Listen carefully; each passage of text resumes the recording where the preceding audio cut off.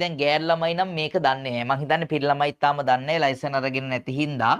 රතු කියලා කියන්නේ පුතේ එන්ජිම නතර කරගෙන මේකේ ඉන්න ඕනේ. නවතින්න කියන විධානය තමයි රතු එකෙන් දෙන්නේ. ඒක තේරෙන්න ඉපැයි. ඊට පස්සේ තැඹිලි පාට එක. තැඹිලි පාට එක නැත්නම් කහ පාට එක බත්තු වෙන්නේ ඔයාලා කියනවා යන්න ලෑස්ති වෙන්න. ලෑස්ති වෙන්න කියන්නේ මුළු ඇඳුම් ඇඳගෙන හරිද ඇඳුම් ඔක්කොම ලෑස්ති කරගෙන එහෙමද නෑ යකෝ. හරියට බැලුවොත් ඔය රතු ලයිට් එක පත්ත වුනහම එන්ජිම ඕෆ් කරන්න ඕනි. හරිද? කහ ලයිට් එකේදී එන්ජින් එක නැවත පණ ගන්නවන්න ඕනි.